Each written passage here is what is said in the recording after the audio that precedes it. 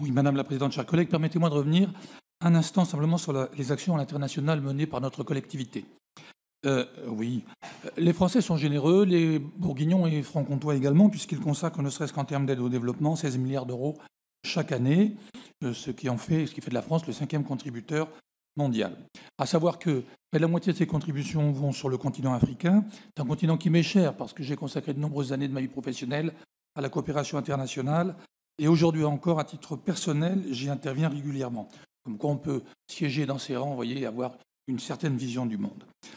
Malheureusement, on ne peut pas dire qu'on soit toujours payé en retour, et c'est bien dommage parce qu'on s'aperçoit aujourd'hui qu'un certain nombre de pays amis se détournent de nous, se détournent de notre pays, que l'image de la France s'y dégrade et que nous sommes de plus en plus contestés, voire même congédiés, quelquefois sans ménagement. Inutile de vous dire que moi, ça me parle. Alors, cette position qui est la mienne, qui est la nôtre, ne m'empêche pas de devoir vous poser quelques questions, parce qu'il est quand même intéressant de savoir, nous voudrions savoir, quelle est la portée réelle des actions que nous menons. Voilà. Alors voici les questions que nous nous posons.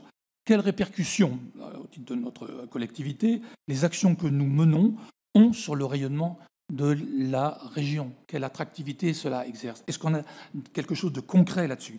Quels enrichissements, au sens évidemment très large du terme, quelle plus-value sur nos politiques locales permettent les échanges effectués avec nos partenaires étrangers?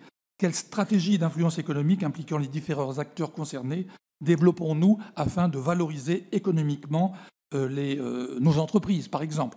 Enfin, et plus globalement, quels bénéfices concrets et directs en tirent les Bourguignons et les Franc-Comtois? Voilà, en tant qu'élus, ce sont des questions, me semble-t-il, auxquelles nous devrions avoir des réponses et qui nous permettraient d'y voir plus clair dans une politique qui, noyée dans le reste, nous paraît souvent manquer de visibilité et d'efficacité. Je vous remercie.